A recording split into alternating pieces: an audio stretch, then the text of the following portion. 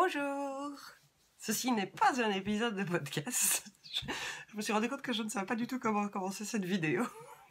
D'habitude, je commence toujours par bonjour, ceci est un nouvel épisode de podcast. Ceci n'est pas un. Je suis donc Nathalie, By Night Création, sur Valérie By Night, sur Facebook et Instagram By Night Création. Et comme vous le savez, je pratique la teinture végétale, naturelle. Donc je teinte la laine avec des plantes, avec des insectes. Et donc j'avais envie de partager avec vous un peu le procédé, le travail qui se passe tout autour de ça et comment est-ce qu'on fait pour passer de ceci à ça, en extrayant les pigments des plantes ou des insectes. Pour que vous vous rendiez compte un peu de tout le processus, de tout le procédé. Alors je ne vais pas vous faire une vidéo de recettes, il y a beaucoup trop de choses à dire, mais je voulais juste vous raconter toutes les étapes pour que vous vous rendiez compte. Parce qu'on me pose souvent des questions, et puis c'est vraiment extrêmement différent de ce qui se fait avec les pigments. Alors, je ne sais, en vrai, pas complètement comparé, dans le sens où j'ai jamais fait de teinture avec des pigments comme les Greener Shades et compagnie. Donc je ne sais pas comment ça se fait, mais je me rends compte d'avoir vu des vidéos, des tutos et des choses comme ça, que ça n'a absolument rien à voir avec le travail que j'effectue.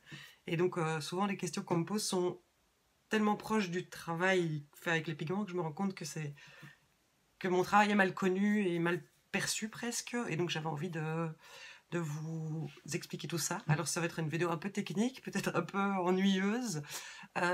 Et alors très très mal filmée, avec un son tout pourri parce que j'ai fait avec les moyens du bord et je m'en excuse à l'avance. Mais pour moi, c'était vraiment important juste de cette idée de partage et un peu, voilà, de vous raconter tout ça et de vous raconter ma passion. Je tiens à rappeler d'abord aussi que je suis une amatrice, je ne suis pas professionnelle, je suis autodidacte. Donc probablement qu'il y a des choses que je fais pas comme c'est écrit dans les bouquins, des choses comme ça. Mais voilà, c'était juste, je voulais vous donner une vision d'ensemble de tout le processus, de toutes les étapes, parce que c'est un procédé long, lent, qui a énormément de règles et d'étapes à respecter si on veut avoir des couleurs qui vont tenir dans le temps et à la lumière et au lavage. Et donc, voilà. Donc, je vais vous raconter petit à petit. J'ai filmé chacune des étapes à des moments différents. Ça fait plusieurs semaines que je prépare cette vidéo. Et donc, je vais essayer d'intégrer tout ça dans un film un petit peu construit, avec mon vieil ordinateur d'il y a 10 ans. Mais voilà, j'espère que ça vous intéressera, j'espère que ça vous plaira, que ça ne sera pas trop rébarbatif ni trop ennuyeux. Voilà, mais vous m'excuserez pour parfois le son ou la lumière sont vraiment pas terribles, mais ma cuisine est fort sombre. Et donc, j'ai fait vraiment comme je pouvais. Et ben voilà. Alors je voulais juste commencer d'abord aussi par une petite introduction sur la teinture végétale, sur la teinture naturelle en fait. En vrai c'est quoi? Ben, c'est toute notre histoire. C'est-à-dire que depuis que l'homme s'habille, il veut mettre de la couleur sur ses vêtements. Et donc il a toujours observé tout ce qu'il avait autour de lui pour pouvoir donner de la couleur à ses textiles. Et donc d'où ce qu'on retrouve dans toutes les fouilles qu'on retrouve depuis la préhistoire, on retrouve des extraits de textiles qui sont déjà teints avec des plantes ou avec des ocres ou avec des insectes ou avec des algues ou en fonction des régions du monde. C'est partout, partout, partout. On a toujours fait comme ça. La teinture végétale est tellement ancrée dans notre histoire que même genre au Moyen-Âge, les gens, on connaissait leur caste sociale ou leur rang social en fonction de la couleur dans laquelle ils étaient habillés, parce que les gens pauvres teintaient leurs vêtements avec les plantes des champs, les plantes qu'ils avaient autour d'eux. Alors forcément, dans le nord, on avait beaucoup de beige, des marrons, des jaunes, avec des couleurs qui tiennent pas spécialement bien à la lumière parce qu'on utilisait les fleurs qu'on a autour de soi et que toutes ne tiennent pas à 10 ans, 15 ans. Donc voilà. Les castes plus élevées avaient les moyens de s'offrir des plantes importées du sud ou voilà, donc comme la garance ou des choses comme ça. Il y avait le pastel pour les bleus, enfin voilà. C'est aussi voilà, ou de faire des étoffes plus chères ou qui mettent dont les plantes mettaient demandaient plus de moyens pour entreprendre la mise en œuvre en fait de la couleur. Ce n'est qu'en genre milieu 19e, donc il y a 200 ans, qu'un homme a isolé en fait les molécules de certaines plantes pour comprendre en fait, qui a réussi à déterminer que c'était cette molécule-là qui intervenait dans la teinture voilà, qui pigmentait le tissu. Et donc, en fait, c'est en isolant ces molécules-là que des chimistes ont pu synthétiser ces molécules et donc créer les couleurs artificielles et rendre la teinture industrielle. Mais donc, ça ne fait que 200 ans qu'on ne teint plus tous nos tissus avec les plantes et la nature. Donc, en fait, mon travail est vraiment ancré dans un procédé historique, la fille qui se la pète. Non, mais je veux dire, c'est vraiment... c'est pas quelque chose que j'ai inventé, c'est pas, ça a été oublié parce que ça prend du temps, parce que c'est pas toujours facile, parce que c'est long, parce que c'est un peu pénible, et, et que c'est pas du tout... Enfin, c'est limite même plus cher que d'utiliser des pigments en poudre, des pigments tout faits. Mais voilà, moi je trouve ça extrêmement passionnant, justement, parce que ça, il y a un lien à l'histoire, il y a un lien à la nature, il y a voilà, et puis j'aime la couleur, et puis j'aime la surprise, et que même on a beau répéter les mêmes recettes, on n'aura jamais exactement le même résultat, parce qu'il y a énormément de paramètres qui rentrent en compte. C'est de la chimie pure, en fait, hein. C'est entre la qualité de la laine, la qualité de l'eau, la qualité de la plante, j'en ai déjà parlé aussi, la date de cueillette de la plante, la région où elle a été, où elle a poussé, tout ça joue. Et donc voilà, on sait avoir des continuités, mais pas toujours exactement la même chose. Donc voilà, mais c'est tout ça que j'avais envie, enfin voilà, c'est une petite introduction. Moi, j'y suis venue juste par curiosité, parce que ben voilà, ça m'intriguait. Alors je ne sais pas pourquoi essayer des pigments ne m'a jamais intrigué, mais c'était le côté utiliser des plantes m'a intrigué. Alors j'ai commencé par des pelures d'oignons. Je vous ai déjà donné la recette je crois que c'est mon 2e épisode de podcast. Je sais, parce que là il n'y a pas besoin de plein de mise en œuvre, il faut juste des pelures d'oignons qu'on récolte au fur et à mesure qu'on cuisine. Puis ben voilà, c'était génial, ça a donné une super couleur qui tient super bien. Je me suis fait un super châle, et puis je me suis dit, bah, je vais un peu me renseigner, et j'ai acheté un premier bouquin que je vous ai déjà montré aussi, qui est ce bouquin-ci, le guide des teintures naturelles, voilà, dans lequel sont référencées en fait plein de plantes qu'on a ici en France, en Belgique, voilà, dans le nord de l'Europe. La majorité d'elles sont vraiment faciles à trouver, et je me suis rendu compte, il y a la fougère, j'en ai dans mon jardin, il y a l'ortie, j'en ai dans mon jardin, il y a des sumacs, j'en ai dans mon jardin. Et donc en fait j'ai commencé petit à petit, voilà, à cueillir, à hacher mes plantes, à les faire tremper, et à voir du beige, du vert, du kaki, du jaune, les couleurs forcément qu'on obtient quand on habite dans le nord le nord-milieu d'Europe, comme je le fais. Et donc, et puis après, je me suis renseignée plus loin justement pour trouver d'autres plantes, d'autres techniques et tout ça. Mais je ferai un petit liste, à mon avis, dans la barre de renseignements en dessous de la vidéo. Je mettrai quelques liens vers des fournisseurs de plantes et des produits, voilà. Et je vous montrerai d'autres bouquins à la fin de la vidéo aussi. Mais voilà, ça c'était juste pour vous faire une petite introduction. Comment est-ce qu'on fait en gros pour teindre de la laine avec des plantes? C'est d'abord, on va préparer la laine à accueillir les pigments, c'est-à-dire qu'on va la mordancer. Il y a plusieurs recettes, j'utilise personnellement toujours la même. Ensuite, on va préparer la plante pour en extraire les tanins. Alors en fonction des plantes, les recettes sont différentes, parce que les manières de faire sont différentes, si ce sont des feuilles, des racines. Voilà, je reviendrai là-dessus aussi. Une fois qu'on a extrait ça, on a une décoction, donc une tisane géante, et dans laquelle on va plonger la laine, et on va cuire la laine dedans, et à la cuisson, la laine a les écailles qui s'ouvrent et va réceptionner les tanins. Et donc le mordançage ayant nourri la fibre, c'est cette molécule de mordant qui va se mélanger avec le pigment pour accueillir la couleur. Bon, c'est un peu schématisé, c'est vraiment pas évident à expliquer parce que je suis pas chimiste, parce que voilà, c'est juste à la lecture de bouquins que je sais le pourquoi, le comment. Et donc voilà, et puis il faut cuire, et puis après il faut laisser reposer le plus longtemps possible, rincer, laver, relaver, re-rincer, et puis faire sécher, et puis remettre en écheveau. Et donc voilà, et on passe de ceci qui n'est pas teint à cela qu'il a été. Donc voilà. Mais donc je vais commencer par voilà, toutes des sections différentes pour vous expliquer tout le processus. Je vous retrouverai à chaque étape pour vous en dire un tout petit peu plus. Et voilà, j'espère que ça vous plaira. J'ai oublié de préciser que je vais surtout vous parler de la laine parce que c'est ce que je pratique. Donc la teinture de la laine, je n'ai pas teint de tissu jusqu'à présent. Les recettes sont légèrement différentes parce que ce ne sont pas les mêmes. Donc la fibre animale, la fibre cellulosique, ne vont pas prendre les tanins de la même manière ou de la même façon ou avoir les mêmes mordants. Donc voilà, donc je vous parle exclusivement de teinture de laine. Et alors, toutes les recettes dont je vais parler, tout ce dont je veux parler, ça ne concerne pas l'indigo. Tout ce qui est bleu, les pastels, ont une recette tout à fait à part, sur laquelle je reviendrai peut-être à l'occasion, mais pareil, je ne l'ai toujours pas pratiqué, donc j'ai du mal à en parler, même si j'ai assisté à des démonstrations. Donc voilà, donc ceci, tout ce que vous allez voir maintenant concerne la teinture des chevaux de laine, ou de...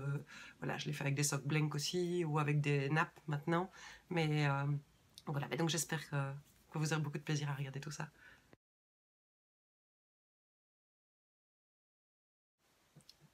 Donc voilà, on va commencer tout simplement avec le lavage de la laine. Tout ça, voilà, je vous dis tout dans la vidéo, je vous laisse regarder. Il y a plusieurs manières de faire. Bon, moi, je le fais de manière le plus simple possible. Mais il y a des gens qui, quand ils ont de la laine vraiment rustique, ils vont carrément jusqu'à aller la cuire aussi avec des détergents pour vraiment être sûr d'extraire. Moi, je la fais juste tremper. Mais voilà, je vous laisse avec la vidéo. Voilà, la première étape, avant toute chose, c'est le lavage de la laine. La laine, quand elle sort de la filature, il y a encore des petits crassous, il y a de la lanoline, de l'huile de filage qui pourrait empêcher la teinture de bien s'imprégner dans les fibres. Donc du coup, je laisse tremper ma laine dans une bassine pleine d'eau pendant 20 minutes, une demi-heure. Quand la laine est très on sent qu'il y a beaucoup d'huile de filage ou de lanoline dessus. Quand elle est très rustique, quand elle est un peu sale encore, je rajoute 1 ou 2 gouttes de détergent. Je fais un premier lavage, puis je rince et puis je refais un deuxième lavage. Voilà, l'absolu, dans les laines plus industrielles, entre guillemets, qui viennent de plus grosses filatures, il y a moins ce problème. Alors voilà, notre laine est lavée et donc on va procéder au mordançage. Donc c'est un mot bien compliqué pour préparer la laine, pour ouvrir la fibre. On ne mordance pas absolument toutes les fibres dans tous les cas. C'est-à-dire que certaines plantes sont tellement riches en tanins que le mordançage n'est pas nécessaire. Je pense au chêne, au curcuma, à l'oignon. Il n'y a pas besoin de préparer la fibre pour utiliser ces plantes-là. Tandis que pour plein d'autres plantes, en fait, c'est pour être sûr que la couleur va tenir dans le temps, va tenir au lavage, va tenir à la lumière qu'on la mordance. Il y a beaucoup de recettes, chacun a sa recette. Moi, j'utilise toujours la même. C'est une proportion d'alun, de potassium ou de sel d'alun et de crème de tartre. Alors, ce sont des produits naturels issus de la nature. L'alun vient on la retrouve dans les failles rocheuses, on la trouve à la surface du sol. C'est un truc chimique qui se passe dans la nature et donc voilà, on la prélève là. Et la crème de tartre, elle est présente dans le raisin et ça apparaît au moment de la vinification du vin. Et donc on va la récolter sur les cuves de vinification. L'alun va servir à... Donc la molécule d'alun va venir se déposer dans la fibre et c'est le contact avec l'alun qui va faire se déposer le pigment par la suite. Le tartre est surtout là pour protéger la laine, en fait, parce que forcément, tout ça sont des réactions chimiques, plus ou moins acides, plus ou moins basiques. Et donc, la crème de tartre protège un petit peu la fibre pour éviter qu'elle ne s'abîme trop à long terme. En gros, voilà. Mais donc, je vous laisse avec le procédé. Voilà.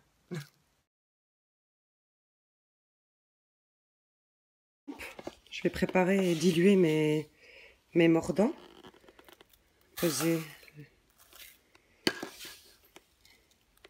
le grammage dont j'ai besoin. J'utilise 10% du poids de la laine en alun.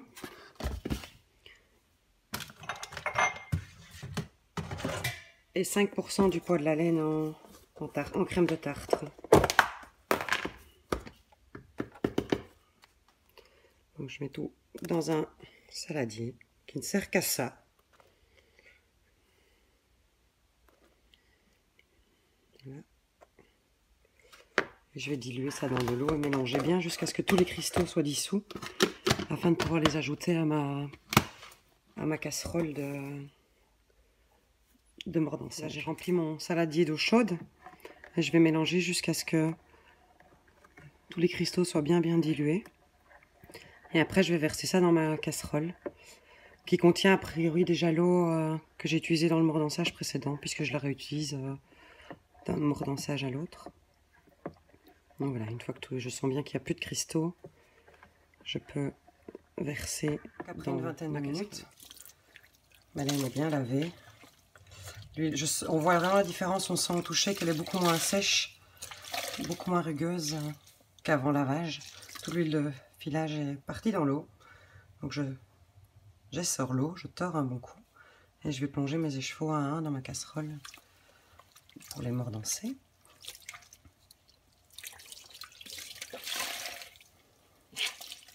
Je ne sais pas du tout si ça va se voir dans la vidéo, je le regarderai après. L'eau est blanc crémeux puisqu'elle a absorbé toute l'huile. La laine est beaucoup plus gonflante forcément qu'avant lavage. Une fois que tous mes échevaux sont dans la casserole, je mets à chauffer et je vais surveiller la montée en température pour arriver jusqu'à 70-75 degrés.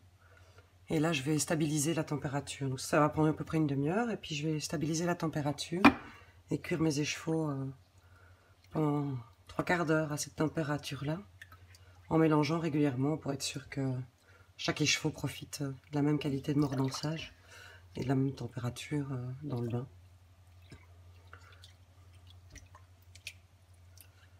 C'est un processus long, comme tout le reste en teinture. C'est une étape à la fois et surveillance constante. Voilà. Maintenant, il n'y a plus qu'à patienter, attendre et venir vérifier de temps en temps que tout se passe bien dans la casserole.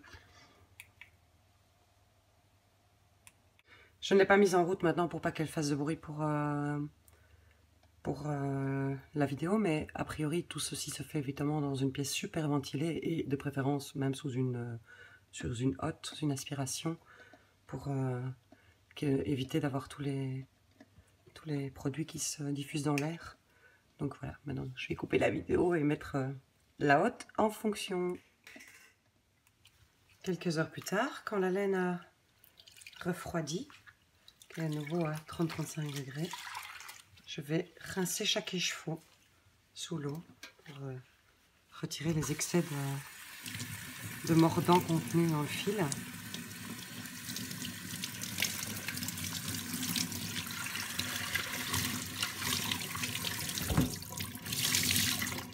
Bien les tordre et les mettre à sécher et à égoutter.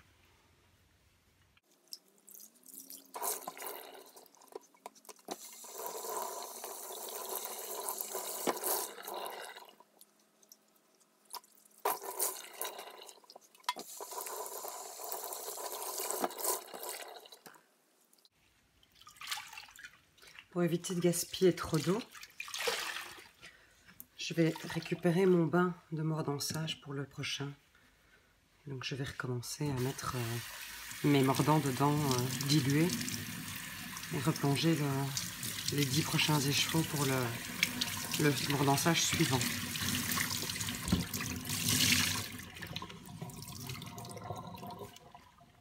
Et ce bain peut servir des dizaines et des dizaines de fois. Donc, cette casserole-ci, en général, est en permanence utilisée pour le mordançage.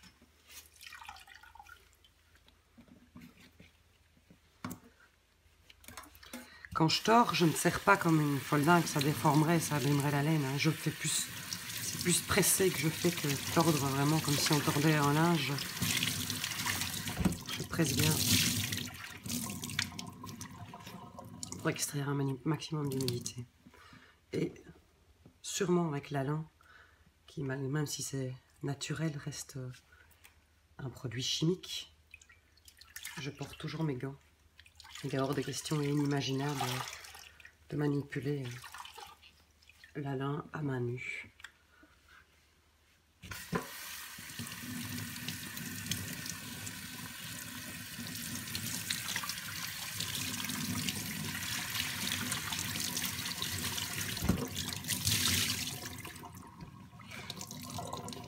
Et donc chaque écheveau est lavé, rincé, essoré, mis à sécher.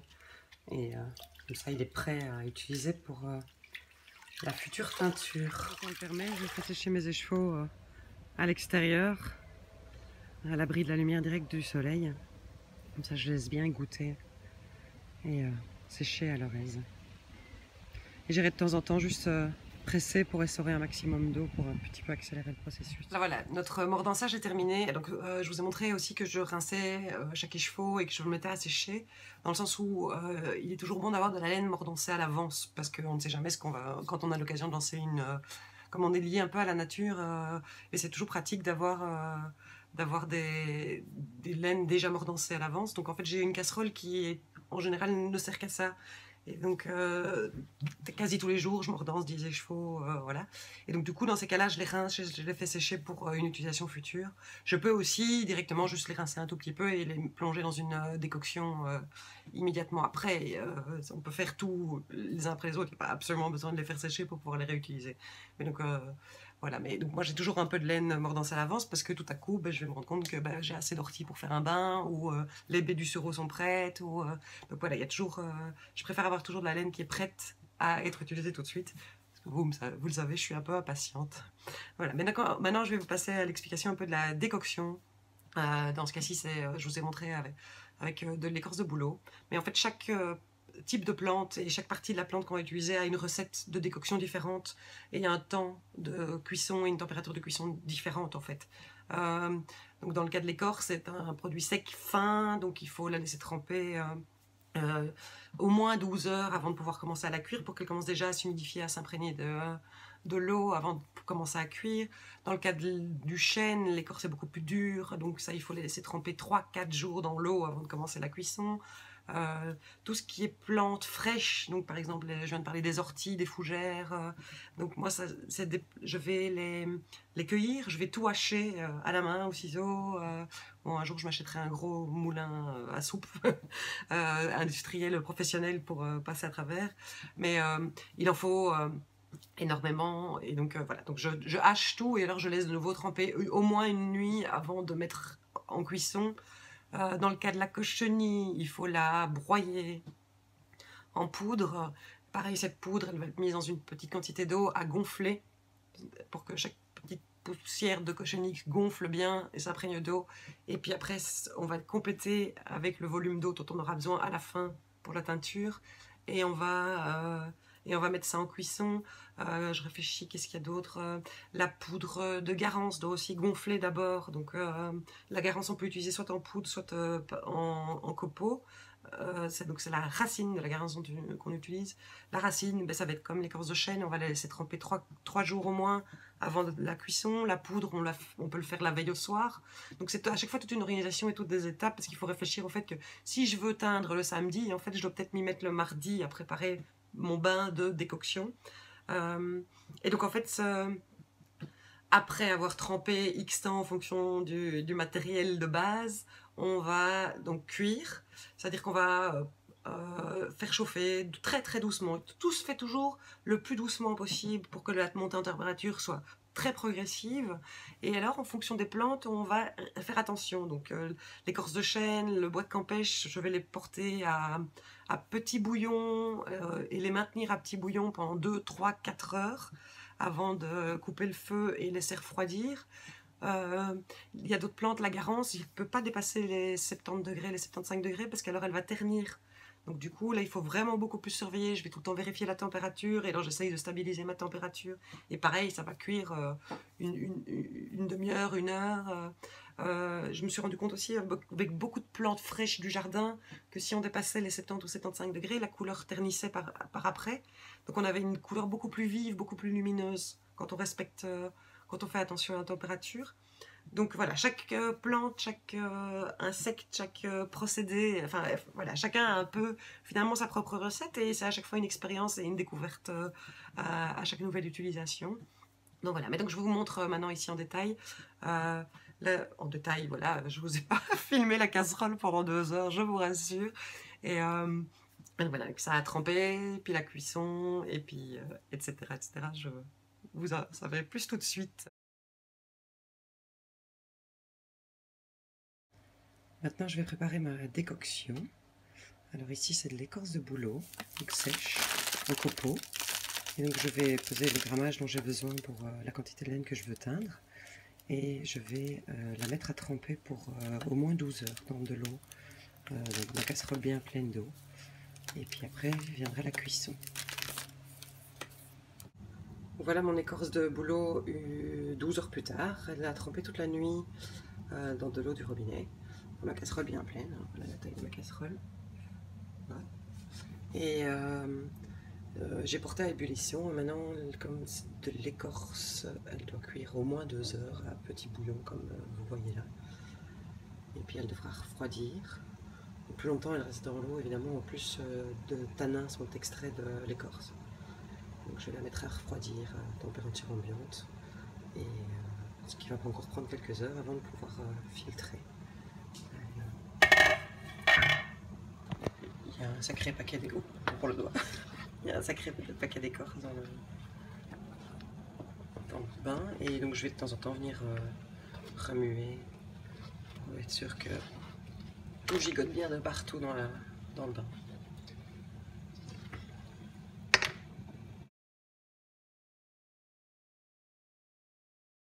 Quand la décoction a refroidi, quelques heures plus tard, je vais tout filtrer. Donc je le fais bien à mon aise. Donc ce sont des écorces, je les passe dans une étamine que je vais conserver et remettre dans le bain après avec la laine, pour éventuellement essayer d'en extraire une partie. Vous voyez, le bain est brun roux, assez magnifique.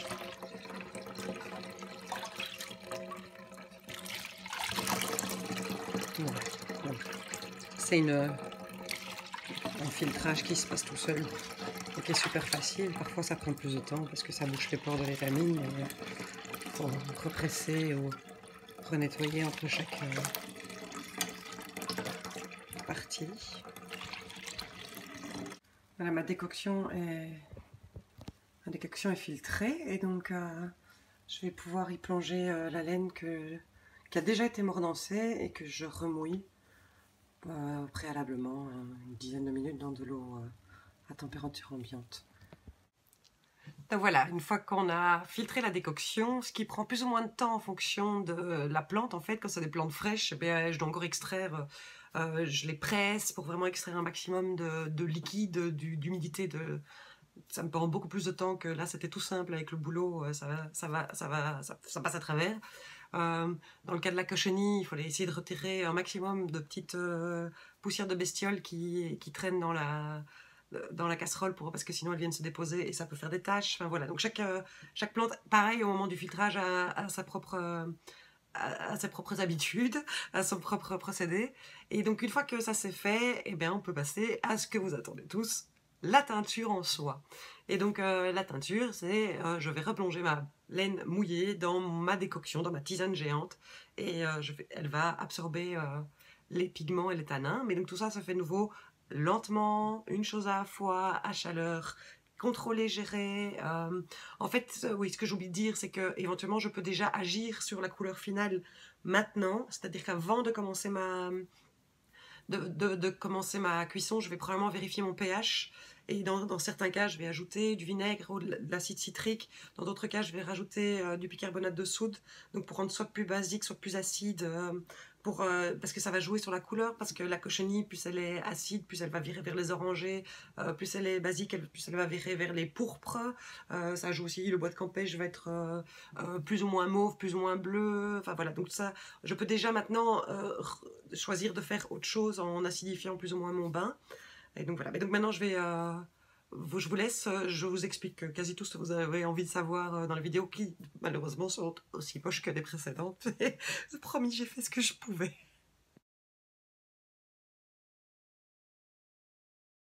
Alors voilà, ma décoction est complètement filtrée. Je vous ai épargné les dernières minutes qui prennent un peu plus de temps parce qu'il faut passer à travers tous les copeaux. Tous mes copeaux sont là dans l'étamine. Et ça, je peux éventuellement les réutiliser après ou les replonger en même temps dans le bain sans venir tacher la laine avec les copeaux qui auraient encore un peu de tanin. Et donc je vais plonger maintenant, j'ai ma laine qui est prête ici. Je l'ai préalablement, donc c'est une laine qui est déjà mordancée, que j'ai préalablement remouillée. Pour que, en fait, le gros doigt devant la photo, pour que le tanin vienne vraiment se mettre partout. Donc voilà, mais donc voilà la couleur que ça pourrait donner, sauf qu'en fait en cuisant parfois les surprises apparaissent parce que la couleur change au fur et à mesure de la cuisson. Voilà. j'ai mis mes mini, un peu de mohair, et alors je vais mettre des 100% mérinos, mon fil Supernova. Je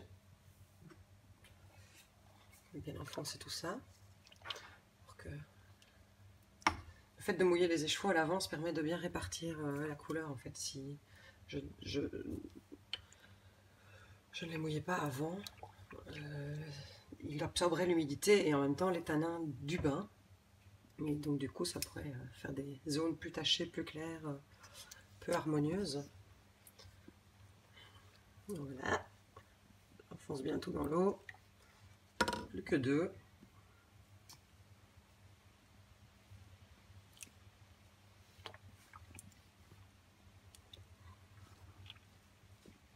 Tout est bien enfoncé. Alors vous voyez, en fait, là, il y a déjà pas mal de tanin qui est absorbé directement par la laine. Et le bain a déjà diminué, il est déjà plus transparent, moins opaque. Donc on verra bien. A priori, l'idée c'est au fur et à mesure de la cuisson, la laine va absorber l'intégralité des tanins qui est contenu dans la décoction. Donc je vais mettre à chauffer. Faire monter doucement en température. Trop vite ne sert à rien. Et donc, dès que ça aura atteint 65, 70, 75 degrés par là, je vais stabiliser et laisser cuire pendant une demi-heure pour être sûr vraiment que la laine absorbe tous les tanins de manière uniforme. Alors ici, c'est important de rester souvent à côté, de mélanger tout le temps pour bien vérifier. En fonction des décoctions, il y a des décoctions où le tanin est vraiment fait partie intégrante de l'eau et donc reste homogène de haut en bas de la casserole. Mais il y a d'autres tanins qui vont avoir une tendance à se déposer plus. Et donc du coup, les écheveaux du bas vont peut-être être plus foncés que les écheveaux du haut.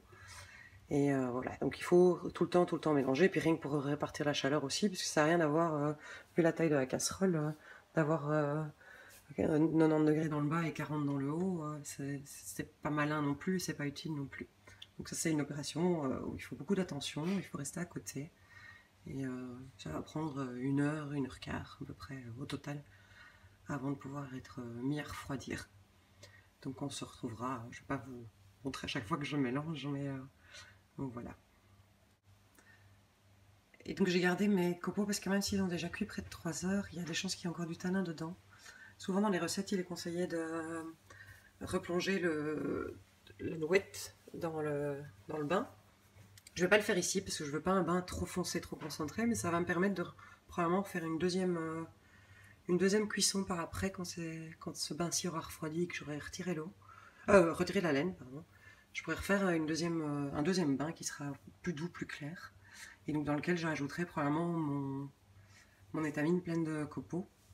Il m'arrive aussi parfois de recuire intégralement les copeaux pendant 1 heure ou 2 pour extraire au maximum et profiter au maximum des tanins compris dans la matière. Donc voilà. Mais dans ce cas-ci, j'ai envie d'un beige rosé assez doux comme peut l'offrir le boulot. Et donc j'ai pas envie de risquer d'avoir un brun ou quelque chose de plus foncé que je peux obtenir aussi avec d'autres couleurs. Là, je voudrais vraiment garder les propriétés de ce beige rosé du boulot. Donc voilà. La suite en cours de cuisson ou à la fin de la cuisson.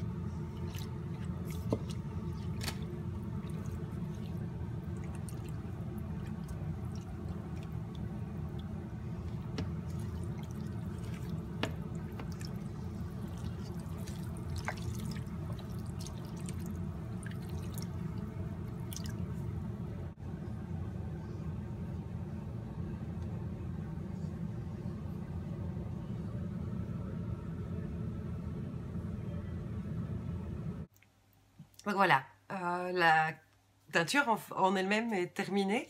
Vous voyez, en fait, c'est finalement une toute petite partie en tout le processus. Mais donc voilà. Donc, ce qui s'est passé ensuite, que je n'ai pas continué à filmer, c'est j'ai laissé cuire le temps qu'il faut, entre une demi-heure et 1 heure, en fonction des bains des plantes. Et puis j'ai laissé refroidir jusqu'à ce que ça revienne à température ambiante.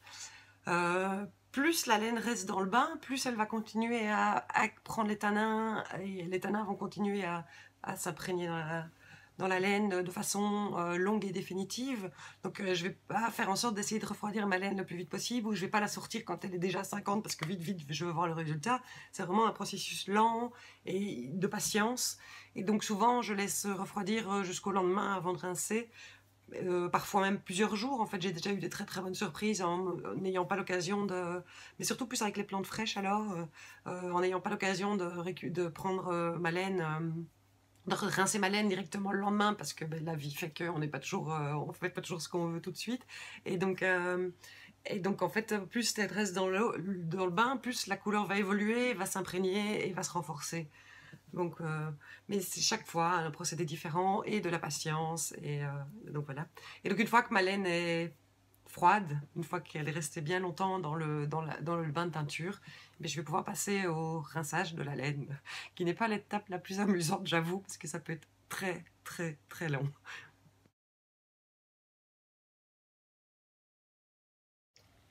Alors je vous retrouve maintenant pour le rinçage de la décoction. Ce n'est plus la même parce que le boulot il était refroidi tard le soir et donc il n'y avait plus assez de luminosité pour que je puisse filmer. Donc ça c'est une autre décoction, c'est une décoction de bois de campèche. Et donc je vais rincer mes échevaux un à un. De ce que je vois, le bain est déjà bien épuisé, donc je ne devrais pas avoir besoin de trop rincer, dans le sens où il n'y aura plus trop de tanin dans l'eau. Mais a priori je suis censée rincer jusqu'à ce que l'eau qui sorte de l'écheveau après rinçage soit tout à fait claire. Donc voilà, donc on va faire ça ensemble petit à petit. Voilà, j'ai mes gants, mon t-shirt pourri et je suis prête à rincer ma laine. Donc je vais sortir les écheveaux un à un en essayant de conserver au maximum d'eau dans le bain pour pouvoir faire une deuxième teinture plus claire.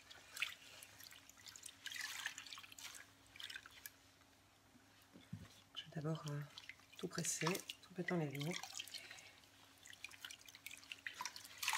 J'ai laissé refroidir donc facilement 5 heures depuis que j'ai fait la cuisson ce matin pour que l'eau soit 30-35 degrés, histoire de ne pas feutrer la laine au moment du rinçage et pas rincer non plus avec de l'eau trop chaude et me brûler les mains, ce qui serait tout à fait idiot.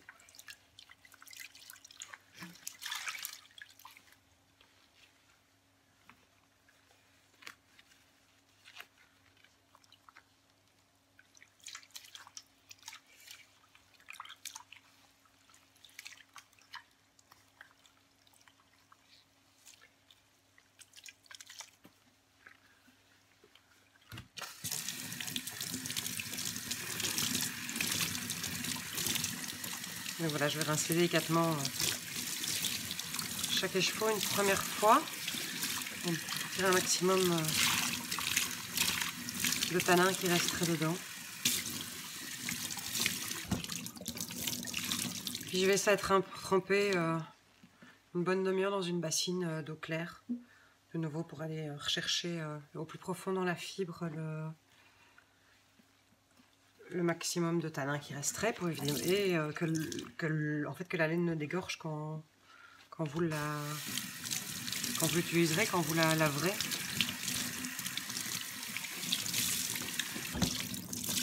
Et s'il y a encore trop de tanin, ça sera un deuxième rinçage, un troisième rinçage dans ma bassine d'eau. J'utilise l'eau après pour arroser mon jardin, arroser mes plantes. J'essaie de la récupérer au maximum et de la réutiliser au maximum. Gaspiller le moins possible. Et je terminerai par un lavage avec une savonnée légère pour redonner une bonne odeur à la laine, parce que certaines décoctions sont très très mauvaises, elles donnent une odeur infâme à la laine. Et Je me rends compte que sur la vidéo, vous voyez tout sauf l'évier, mais bon voilà, c'est pas le bain est déjà fort épuisé, donc l'eau coule vraiment relativement claire. Il ne faudra pas trop de rinçage dans ce cas-ci. Il y a certains bains, les premiers bains de bois de Campêche, les premiers bains de Garance, de Cochenille ou quoi, sont tellement foncés que parfois il me faut une dizaine de lavages avant d'arriver à avoir de l'eau claire à la sortie. C'est vraiment de nouveau un travail de patience, de délicatesse, parce qu'il ne faut pas trop manipuler la laine non plus et risquer de l'abîmer.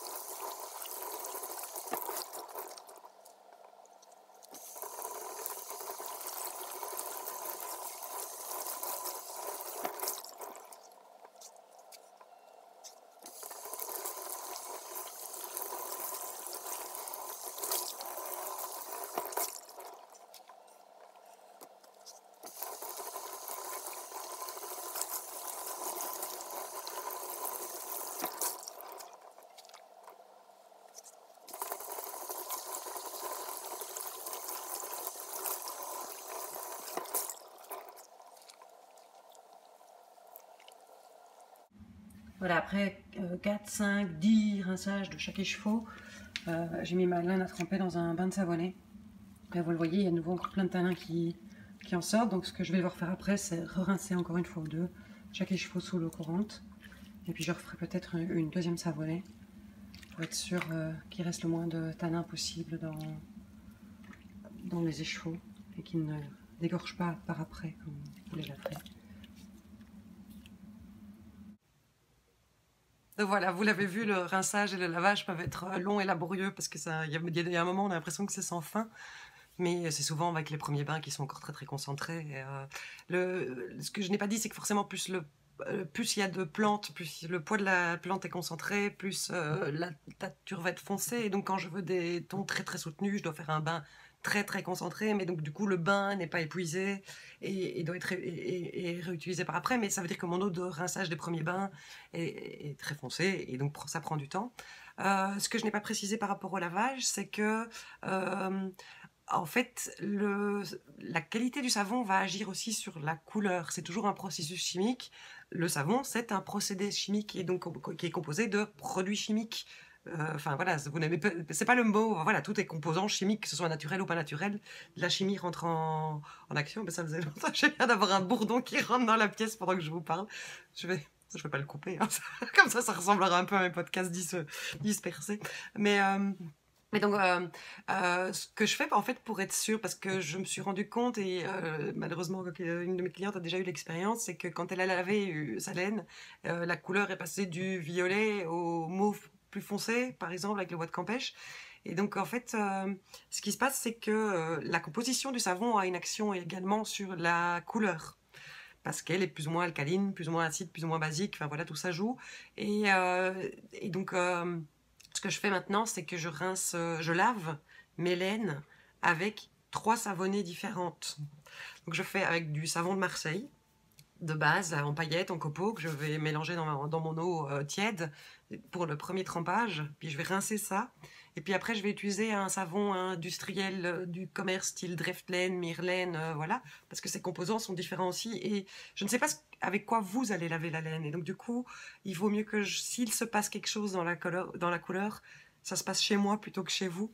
Et donc je vais laver avec ce savon industriel, je vais re-rincer encore une fois. Et puis après, je vais terminer avec un savon doux type Eucalan ou Soak pour que voilà, parce que celui-là en plus le calan contient de l'antimite et donc vient protéger la laine par après et lui donne une odeur très légère et un très joli gonflant. Mais donc même le rinçage, même le lavage agissent. Et alors il y a un cas tout à fait particulier qui est la teinture à l'hibiscus. Alors vous avez vu dans la partie sur la teinture que l'hibiscus, le bain est rouge vin et la teinture, la laine ressort rouge bordeaux du bain, et en fait c'est le contact avec le savon qui va faire le joli gris que vous connaissez. un peu rosé ou un peu bleu en fonction de, justement du premier savon que je vais utiliser. Et donc j'agis encore sur la couleur au moment de la savonner finalement. Et donc c'est... Parce qu'en fait, dès que je commence à rincer, déjà le contact avec le calcaire de l'eau, l'eau... la laine apparaît de plus en plus grise, mais donc je fixe ça au moment de la savonner. C'est un processus un peu particulier, c'est vraiment propre à la teinture d'hibiscus, et je suis vraiment toujours encore en train de développer et d'apprendre pour que ce soit le plus stable possible et et le mieux fait possible pour, voilà, pour que la couleur que vous achetiez soit la couleur que vous tricotiez, quoi, et que la couleur que vous portiez surtout après.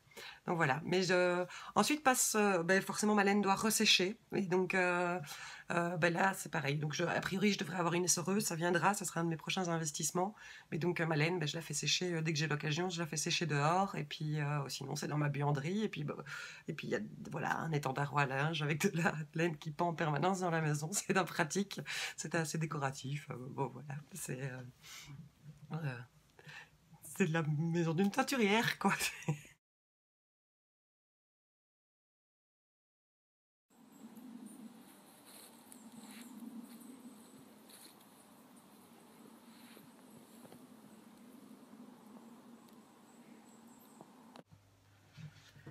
Et donc, une fois que la laine est sèche, en fait, on va tout rebobiner. Pour la simple raison qu'en fait, voici un écheveau tel qu'il sort de la... Voilà, du tout le processus. Il a été manipulé tellement souvent qu'il y a des fils qui dépassent, qu'il n'est plus dans le bon ordre, je dirais. Enfin, c'est-à-dire qu'a priori, non, il n'est pas mélangé, il n'y a pas de nœud parce qu'il y a des petites nouettes qui retiennent les fils. Mais voilà, ça, je peux pas... c'est pas présentable, quoi. Et donc en fait, on va rebobiner tous les écheveaux. Et puis surtout aussi, en fait, effectivement, pour vérifier de toute manière qu'il n'y ait pas de nœud, justement, qu'il n'y ait pas eu un souci, qu'il n'y ait pas un fil qui est passé à travers ou qui dépasse de partout. Et donc, que vous ayez en main un produit propre et bien fini, je rebobine chacun des écheveaux. Je le faisais avant avec ceci. Un mandrin, un nidi-nodi, et donc il y a tout un système où on passe le fil, voilà, c'est très répétitif, ça prenait presque un quart d'heure par écheveau, et puis ça faisait des gros bras. Et entre-temps, vous allez le voir maintenant dans la vidéo qui suit, mon mari m'a conçu une super machine sur un ancien tourne-disque. Et donc qui tourne toute seule, mais bon voilà, on reste quand même à côté parce qu'il faut pas, dès que ça coince, il faut pas que le fil casse ou voilà. Le fait de refaire les écheveaux aussi permet aussi de retirer encore l'éventuelle poussière qui peut rester, genre la cochenille restera de la poudre, la garance il restera de la poudre, l'eucalyptus il reste des petits bouts de feuilles, donc voilà, donc ça, le fait de refaire passer les chevaux, de libérer complètement pour le reformer, va faire en sorte que ce que vous ayez en main soit le plus propre possible. Voilà. C'est qu'il ne vous ayez plus trop de poussière. On essaye de le faire le plus souvent possible dehors, justement, parce que ça, voilà, je ne sais pas si vous avez déjà remarqué, quand vous rebobinez vos pelotes, ne faites que faire 3 pelotes, on a un peu de poussière sur la table. Et donc imaginez quand on fait 10, 15, 20 écheveaux, la quantité de peluches qui volent dans tous les sens et de petits poils de laine. Donc voilà, mais donc chaque écheveau est rebobiné proprement, et ensuite je vais le retortillonner et l'étiqueter pour pouvoir le photographier et voilà, et vous le présenter. Quand les écheveaux sont bien secs, on les rebobine tous les uns après les autres pour vérifier qu'il n'y ait pas de nœud. Mon mari m'a conçu une super machine sur un tourne-disque, donc qui tourne toute seule. On reste à côté pour surveiller quand même parce qu'elle bloque et puis il ne faudrait pas que le fil casse. Mais donc chaque écheveau est vérifié un à un. Et voilà, c'est pratique. Et comme ça, vous n'aurez pas de mauvaise surprise en rebobinant vos écheveaux ou en les mettant en pelote.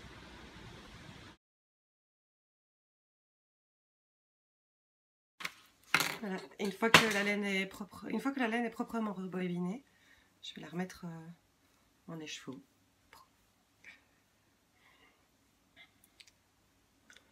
Rerouler l'écheveau. Maintenant, il est tout beau, tout joli. Je suis sûre qu'il n'y a pas de nœud dedans. Et je vais pouvoir mettre mes étiquettes, que je replie toujours un petit peu, parce que sinon elles seraient trop longues, mais une fois qu'elles sont dépliées, c'est exactement la taille de la laine remise en cake. Je pense à tout, hein. Voilà.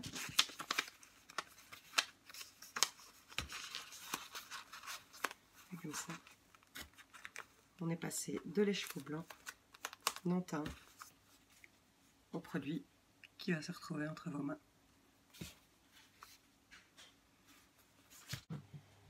Alors, je voulais encore vous parler d'une dernière étape qui peut intervenir dans le processus tinctoriel qui s'appelle le nuançage, le post-bain.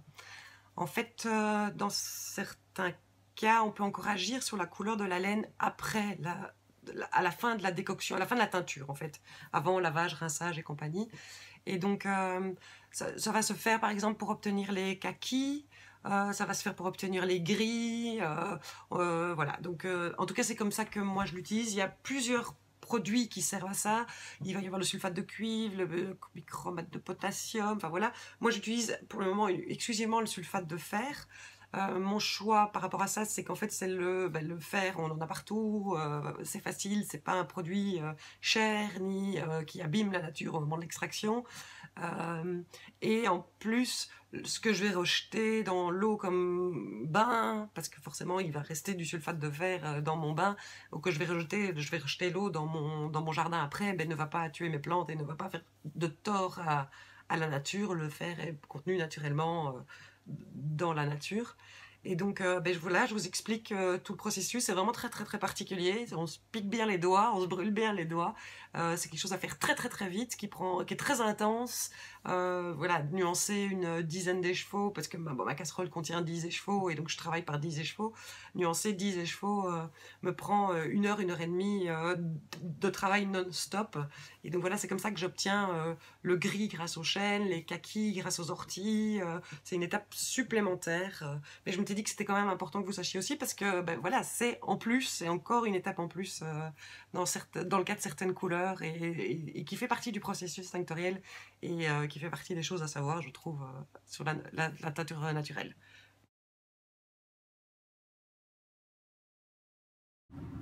Alors là, je voulais partager avec vous une des dernières étapes possibles en teinture végétale, c'est le nuançage de la couleur. C'est-à-dire que j'ai fait une teinture à l'écorce de chêne qui donne du brun, marron, beige, et j'ai oublié de couper là, et je voudrais les faire virer au gris grâce au sulfate de fer qui va oxyder la couleur. Et donc ça se fait après la teinture. Donc quand le bain atteint sa température et que la laine a cuit une bonne demi-heure pour absorber tous les pigments, je vais retirer la laine de l'eau à 75 degrés, la mettre de côté pour pouvoir y mélanger mon sulfate de fer que j'ai déjà dilué dans une partie de la solution dans un bol à part. Donc c'est la partie où on se brûle les mains et où on se fait mal. Et donc je vais sortir chacun de mes échevaux. Il faut que j'aille très très vite pour éviter qu'il y ait des chocs de température. Au début je frime un peu, je la presse, mais j'arrête très très vite. Je la sors.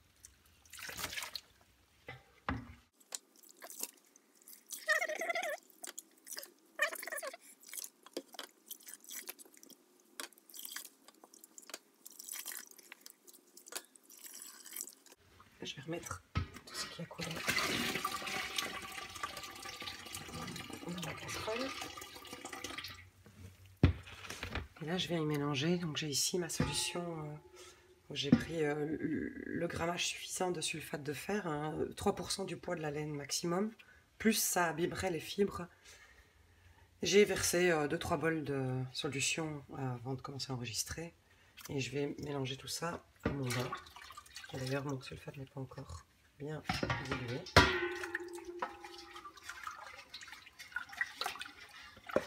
Je vais remélanger tout ça et je ne sais pas si ça se voit. Mon bain est devenu tout à fait noir.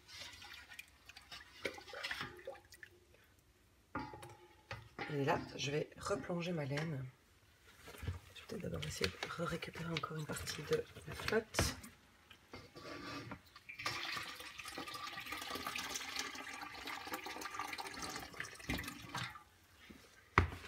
Et alors, pour éviter qu'il y ait trop de nuances entre les échevaux d'une même laine, vous voyez ici j'ai mon RS soie, mon nouveau fil halo. Je prends les 5 et je plonge les 5. Ça met de l'eau partout. Et vous voyez, hop, elle devient grise. par oxydation. C'est ma série de 5 mini que je fais à chaque peinture. Et alors j'ai 5 Milky Way. Oh, je mets de l'eau partout. Voilà, c'est quelque chose qui va... Il faut aller très très vite. Ah, vous voyez, les Milky Way, ils ont carrément complètement changé de couleur. Juste par oxydation. Je laisse juste quelques minutes. Même pas en fait. Le mal est fait, j'ai envie de dire. La couleur est oxydée. Et donc, comme le sulfate de fer risque d'abîmer la fibre à long terme, il vaut mieux le faire sortir le plus vite possible du bain. Donc ce que je vais faire, c'est que je vais directement le ressortir. Voilà, vous lissez. L'opération brûle le bout des doigts. Mais vous voyez, c'est super. J'ai un magnifique gris qui sera un tout petit peu plus clair encore au séchage. Mais je suis vraiment contente. C'est chaud!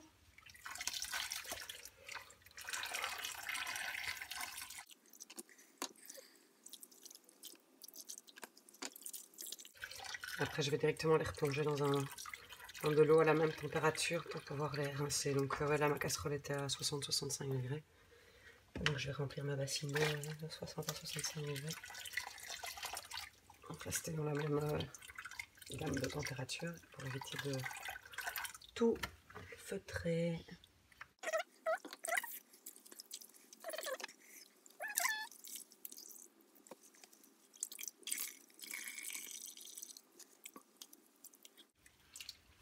Quand je serai plus intelligente, j'attacherai des écheveaux par 3 ou 4 ensemble pour pouvoir les sortir plus facilement. Mais régulièrement j'oublie, et puis une fois que j'y pense que quand la casserole a déjà chauffé.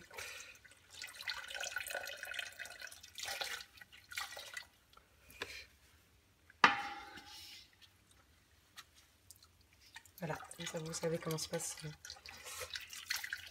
l'étape supplémentaire. Je ne fais forcément pas sur chaque bain, puisqu'il y a des couleurs que j'utilise. Là j'essaie un maximum d'utiliser les couleurs telles quelles. Mais pour obtenir des gris et des noirs, c'est la seule manière de procéder.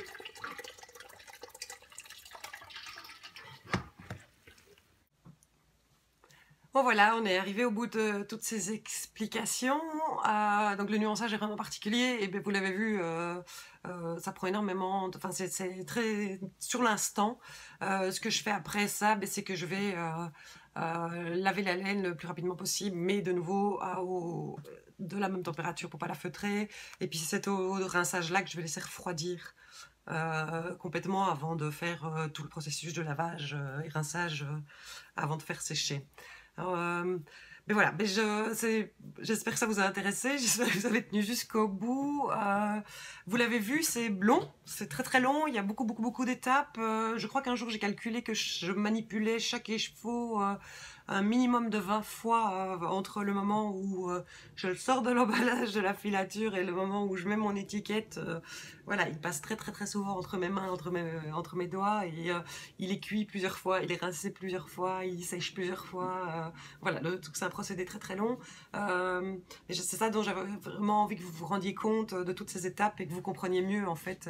Souvent on me dit ah j'aime bien ton coloris Intel. C'est pas un coloris Intel, c'est la plante ou l'insecte que j'ai utilisé qui. Enfin voilà, moi j'ai fait le choix de ne pas donner de nom à mes couleurs pour la simple raison que je n'ai jamais 2 fois la même couleur. Ou je proche bien sûr, mais c'est pas voilà. Et donc pour moi ce qui compte c'est vous préciser l'ingrédient qui m'a servi à teindre la laine, et puis vous avez la date de la teinture.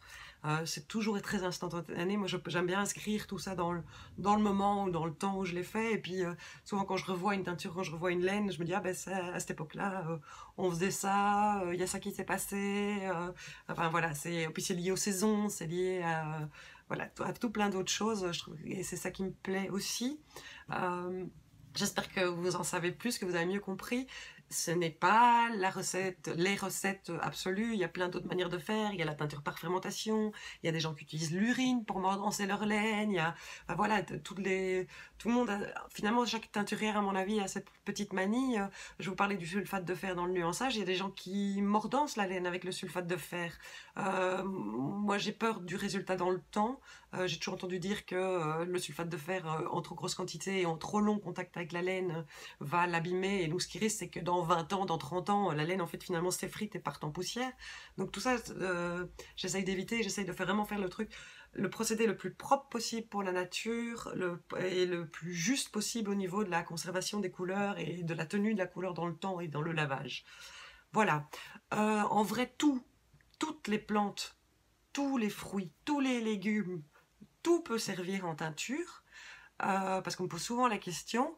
Ce qui est juste, c'est qu'il faut savoir ce qu'on veut en faire. Il y a les teintures qu'on appelle grand thym, les teintures petit thym. Donc il y a ce qui, dans 300 ans, sera toujours thym, et il y a ce qui, dans 3 ans, ne le sera plus. Les fruits rouges, c'est très joli, ça fonctionne très très bien. On va faire la teinture, on va avoir un beau rouge, et puis déjà rien que le fait de la rincer, ça va bleuir, et puis ça va disparaître, et ça va s'estomper avec le temps. La betterave fait ça aussi, je pense que les haricots noirs le font aussi. Donc voilà, on peut tout faire, on peut tout essayer. Toutes les plantes du jardin peuvent servir à quelque chose. Après, ce qui est des fleurs, plus elles sont pourpre foncé, plus la teinture va être utile. En vrai, ben voilà, je le vois avec les hibiscus du jardin. Je fais une teinture une fois par an avec toutes les fleurs que je récolte tout au long de l'été.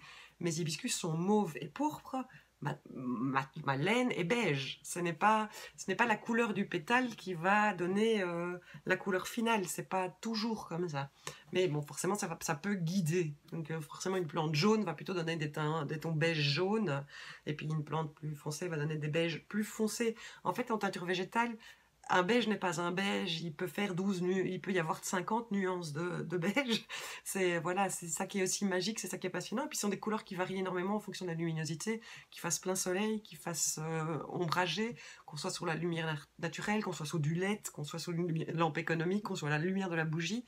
La laine va avoir un autre aspect, un autre reflet. Et donc c'est tout ça qui me passionne complètement, et je pense que j'aurais jamais fini d'explorer et d'apprendre à chaque étape. Chaque nouvelle teinture est une nouvelle séance d'apprentissage, et c'est ce qui me plaît énormément. Ouais, mais donc voilà, j'espère vraiment que ça vous a intéressé. Je voulais encore partager avec vous 2-3 bouquins, si ça voulait approfondir ce que je vous ai appris ici. Donc je vous ai déjà montré le guide des teintures naturelles, qui est un bouquin de botanique avec des fiches de présentation des plantes de notre quotidien. Tout dedans n'est pas du grand thym, du long thym, mais de toute manière c'est précisé pour chaque teinture, mais c'est vraiment très très rigolo, on peut tout à fait imaginer. Voilà. Mais ce dont il faut se rendre compte, c'est qu'a priori, pour avoir une belle teinture, il faut 300% du poids de laine. Donc si on veut teindre 1 kg de laine, il faut 3 kg de plantes. Donc ils mettent le coquelicot sur la couverture, c'est très mignon, mais imaginez récolter 3 kg de pétales de coquelicot. Je pense qu'à la fin de votre vie, vous êtes toujours occupé d'éplucher des coquelicots. Il existe un équivalent, alors je n'ai toujours pas exploré cet univers-là, sur les champignons et sur les lichens. Alors là, attention, la majorité des lichens et des champignons qui sont abordés dans le bouquin sont en voie de disparition ou sont protégés. Donc dans le même cas des plantes, il vaut mieux se renseigner avant. On ne va pas cueillir les plantes dans un champ, le champ ne nous appartient pas. Il faut demander l'autorisation au propriétaire du champ si on peut le faire, même si ce sont des mauvaises herbes, même si ça le débarrasse. On ne rentre pas dans les propriétés des gens et on fait attention à ce qu'on coupe, évidemment. Alors un autre bouquin qui est absolument passionnant, qui est plus ce qui m'a servi pour les recettes de plantes qui ne poussent pas dans mon jardin, que je ne trouve pas ici sous la main, pour les trucs plus traditionnels, comme le bois de campêche, la garance et tout ça. Ce sont Teintures naturelles de Karine Delaunay-Dels, qui est, elle, est une artiste textile, en fait, et donc au début, il y a beaucoup de photos de son travail, des couleurs qu'elle a obtenues, et alors à la fin, ce ne sont que des fiches recettes en fonction des plantes. Elle utilise plus de produits qui sont peut-être moins bons pour la nature. Je n'expérimente pas ces recettes-là. Elle utilise mais elle le précise, elle le dit. Mais donc voilà, et tout est classé par les couleurs qu'on va obtenir ici au-dessus. Je ne sais pas s'il va faire le point. Donc voilà, si on veut être dans les rouges, dans les fauves, dans les marrons, dans les... Enfin, voilà. J'en ai encore. Un autre bouquin que je trouve absolument passionnant, dans lequel il n'y a pas grand-chose en vrai à apprendre, mais je trouve qu'au niveau de l'histoire et du condensé, ça c'est vraiment juste pour les curieux, c'est Plantes à teinter. C'est le dernier bouquin que j'ai acheté, collection Terra Curiosa. Il n'y a pas d'autre information que ce que vous voyez là. Alors, il y a un petit bouquin de recettes de teinture. Honnêtement, j'ai feuilleté, je me suis dit, ce n'est pas pratique, ce n'est pas praticable. Mais alors, il y a tout l'historique voilà, c'est plus ce côté-là qui me plaisait vraiment dans ce livre. Il y a l'histoire de la teinture, il y a la situation de l'histoire de la teinture dans la géographie, dans l'histoire.